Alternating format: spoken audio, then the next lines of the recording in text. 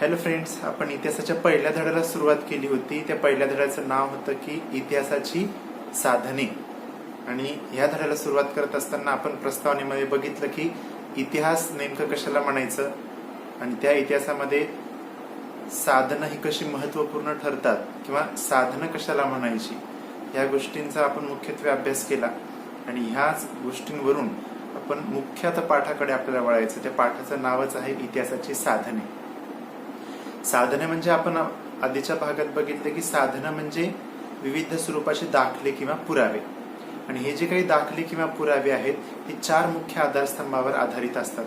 आणि चार मुख्य आधार किंवा चार मुख्य तत्व म्हणजे आपण बघितले की व्यक्ती, समाज, स्थळ आणि काळ ही चार मुख्य आधारस्तंभ आहेत किंवा चार मुख्य ही घटक आहेत की त्या घटकांवरून हे पुरावे विश्वसनीय स्वरूपाची किंवा त्याला आपण काय म्हणूया प्रमाणबद्धता, ज्याला आपण म्हणूया ती प्रमाणबद्धता प्राप्त होण्यासाठी ही चार तत्वे किंवा चार घटक ही महत्वपूर्ण मानली जातात. कारण की ऐतिहासिक काळामध्ये ज्या काही घटना घडलेल्या आहेत त्या घटना ह्याच चार तत्वांवरून किंवा ह्या चार घटकांवरून आपण त्या गोष्टीचा शोध घेऊ शकतो किंवा ती गोष्ट घडून गेलेली आहे त्यामध्ये खरेपणा आहे किंवा त्यामध्ये आपल्याला अस्सलपणा ज्याला आपण म्हणूया, त्यामध्ये कोणत्याही प्रकारची त्रुटी किंवा ह्या गोष्टी नाहीत, त्यावरून ती गोष्ट आपल्याला सिद्ध होते किंवा ती गोष्ट झालेली आहे आपल्यालाही निश्चित कळते.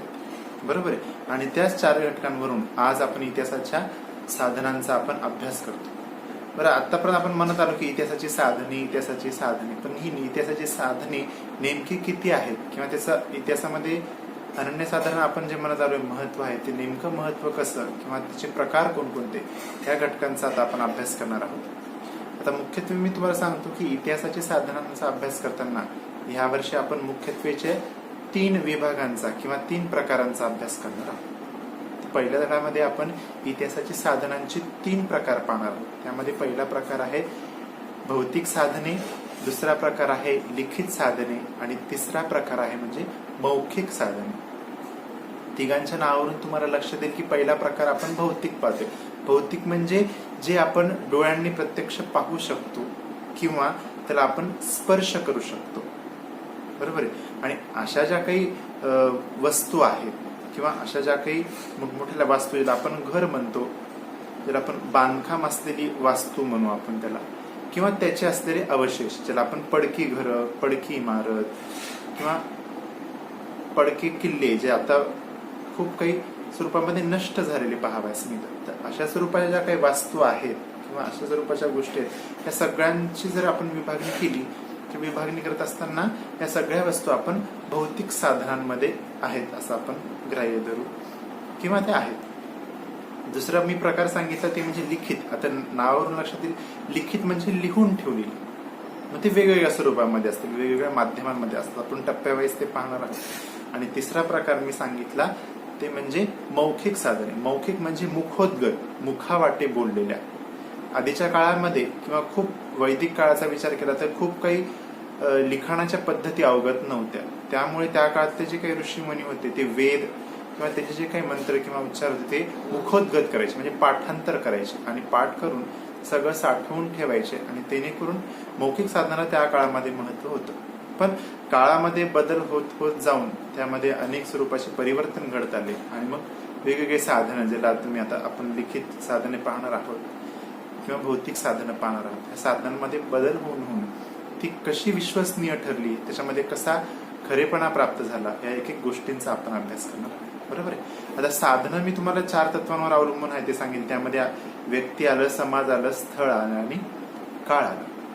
त्याच्यामध्ये जे काही स्थळ आहे ह्या स्थळाचा आपण विचार करणार आहोत भौतिक साधनांमध्ये. आता नेमकं भौतिक साधनाला आपण सुरुवात करणार आहोत पहिल्या प्रकाराला.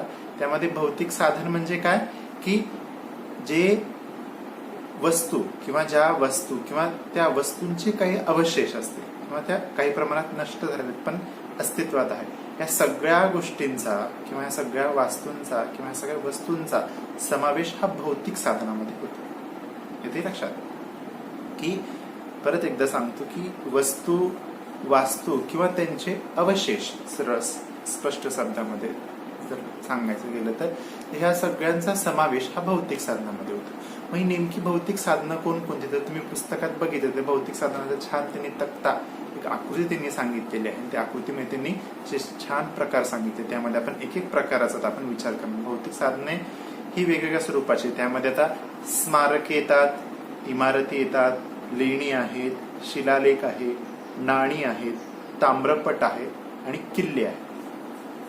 बरोबर. हे सगळ्या ज्या काही मी आता तुम्हाला उदाहरणं सांगितली, ही सगळी उदाहरणं ही भौतिक साधनांशी निगडीत आहे. परत एकदा सांगतो, त्यामध्ये किल्ले आहेत, स्मारके आहेत, इमारती आहेत, लेणी आहेत, शिलालेख आहेत, नाणी आहेत आणि ताम्रपट आहे. या सगळ्यांचा समावेश हा भौतिक साधनांमध्ये होतो. मग आता किल्ले म्हणजे आता किल्ले तुम्हाला माहिती की शिवाजी महाराज मध्ययुगीन तसं जर आपण विचार केला तर शिवाजी महाराजांनी अनेक स्वरूपाचे किल्ले बांधलेले आहेत आणि ते किल्ल्यांचे प्रकार पण तुम्हाला मागच्या परिसराच्या भागामध्ये तुम्ही शिकलेले आहेत. त्याला तुम्ही वेगवेगळ्या स्वरूपाचे किल्ले तुम्हाला माहिती आहे. गिरिदुर्ग आहे, वनदुर्ग आहे, जलदुर्ग आहे, भुईकोट किल्ला आहे. अशा स्वरूपाची किल्ल्यांचे प्रकार तुम्ही बघितलेले आहे. आता गिरिदुर्ग म्हणजे गिरी म्हणजे डोंगर म्हणजे उंचवटा असलेला भाग आणि त्या उंचावर बांधलेली जी काही किल्ले आहेत त्याला आपण गिरिदुर्ग, दुर्ग म्हणजे किल्ला, जर सोप्या भाषेमध्ये सांगितलं संस्कृत शब्द जर आपण म्हणूया गिरी दुर्ग म्हणजे किल्ला आणि गिरी म्हणजे डोंगर, म्हणजे डोंगरावर बांधलेली जी काही किल्ले आहेत ते गिरिदुर्गामध्ये. वनदुर्ग, वन म्हणजे जंगल, अशा भागामध्ये दुर्गम भागामध्ये बांधलेली किल्ले त्याला आपण वनदुर्ग म्हणूया. जलदुर्ग म्हणजे जी जल म्हणजे पाणी, पाण्यामध्ये बांधलेले जे काही किल्ले आहेत त्याला आपण तुम्ही जंजिरा म्हणूया. असे अनेक स्वरूपाचे किल्ले आहेत की ती पाण्यामध्ये बांधलेले आहेत. आणि भुईकोट म्हणजे जमिनीच्या उथळ भागामध्ये बांधलेले किल्ले. ह्या सगळ्या किल्ल्यांचा समावेश किंवा हे प्रकार आपण किल्ल्यांमध्ये ही सगळी भौतिक साधनं म्हणून ओळखतात. आता स्मारके म्हटलं विशिष्ट जागा ज्याला आपण समाधी म्हणूया, सगळ्यात सोप्या भाषेमध्ये त्याला आपण समाधी म्हणूया. समाधी असलेला जो काही भाग आहे त्याला आपण स्मारक म्हणतो. म्हणजे तिथे एक स्टॅच्यू किंवा एक मूर्ती उभारलेली असणं किंवा एक छोटीशी वास्तू तिथं निर्माण केलेली असणं, म्हणजे ती फरशीमध्ये असेल, दगडामध्ये असेल किंवा बांधकामामध्ये केली असेल, अशा भागाला आपण स्मारकी म्हणतो. तुम्ही बघितलं असेल की औरंगाबादला औरंगजेबाची कबर आहे, बिबिका मकबऱ्याला किंवा आग्र्याला जरी गेलं तिथे तुम्हाला ते शहाजहानच्या त्याची कबर तुम्हाला तिथे पाहावयास मिळते. बरोबर आहे. अशा स्वरूपाची अनेक उदाहरणं तुम्हाला पाहावयास मिळतात. आता लेणी म्हटले की ज्या दगडांमध्ये कोरल्या गेलेल्या असतील त्या भुयारामध्ये ज्याला आपण म्हणूया, अजिंठा, वेरूळ ह्यासारख्या जे काही उदाहरणं आहेत ही सगळी लेणींची आहेत. त्यामध्ये विशिष्ट स्वरूपाच्या कला कुसर दाखवण्याचं काम त्यातून केलं गेलेलं आहे. ही सुद्धा भौतिक साधने की त्या साधनांना आपण स्पर्श करू शकतो. आता नाणी तुम्हाला माहिती की आपण मागच्याच याच्यामध्ये अभ्यास केला की ग्रीक भागातून आलेला जो काही अलेक्झांडर आहे त्यांनी सुद्धा आपल्या भारतामध्ये येऊन सर्वप्रथम जे नाणी पाडण्याची सुरुवात केली होती. ते नाणी चलनमध्ये आणण्याला सुरुवात केली होती. तिथून मग खरं नाणी पाडण्याची कला ज्याला आपण म्हणूया ती कला तिथून अवगत होऊन त्यामध्ये बदल होत गेले. पण हे सगळे बदल होत असताना ते जे काही साधन आहे ते मुख्यत्वे साधन हे नाणी किंवा ज्याला भौतिक साधन म्हणून आपण करतो. आणि ताम्रपट म्हणजे हे एक एका स्वरूपाचं लिखित साधनांमध्ये पण याचा आपण विचार करू शकतो. पण भौतिक साधनामध्ये काय तर ती मोठ्या स्वरूपामध्ये असतात. मोठमोठ्या काय म्हणून आपण तर एक विशिष्ट धातूंवर ज्याला आपण म्हणूया ती कोरून ठेवलेले आदेश ज्याला आपण म्हणूया.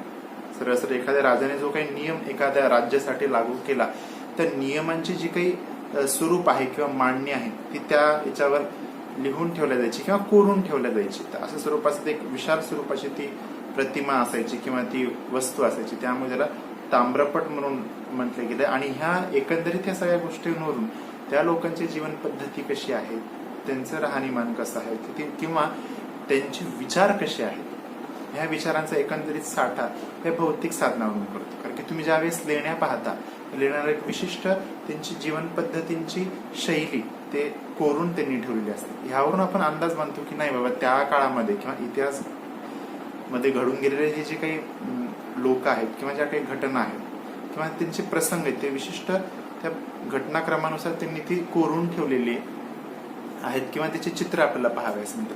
ह्यावरून आपण ठरवू शकतो की एकंदरीत त्या लोकांचं राहणीमान कसं आहे, त्यांची वेशभूषा कशी होती, त्यांचे विचारमान कसे होते आणि ह्यावरूनच एकंदरीत त्या लोकांची एक विशिष्ट पद्धत, त्यांची जीवनशैली ही आपल्याला पाहावयास किंवा आपल्याला त्याच्यावरून एकंदरीत अभ्यास लक्षात येऊ शकतो की ह्या लोकांचं एकंदरीत राहणीमान कशा स्वरूपाचं होतं आणि त्यामुळे भौतिक साधनाला इतिहासामध्ये महत्वपूर्ण काय म्हणूया त्याला एक विशेष आधार आहे किंवा त्याला विशेष महत्व आहे आणि यावरूनच भौतिक साधन हे इतिहासाच्या साधनामध्ये महत्वपूर्ण साधन म्हटलं जातं. आता ह्यानंतर लिखित साधने आहेत, मौखिक साधने आहेत, या दोन्ही साधनांचा अभ्यास आपण पुढच्या भागामध्ये करणार आहोत. तोपर्यंत सगळ्यांनी प्रस्तावना किंवा ह्या धड्याची सुरुवात तर भौतिक साधनं कशा कशा स्वरूपाची आहेत ही सगळी एकंदरीत वाचून घ्यायची आहेत आणि त्यानंतर लिखित आणि मौखिक साधनांचा अभ्यास आपण पुढच्या भागामध्ये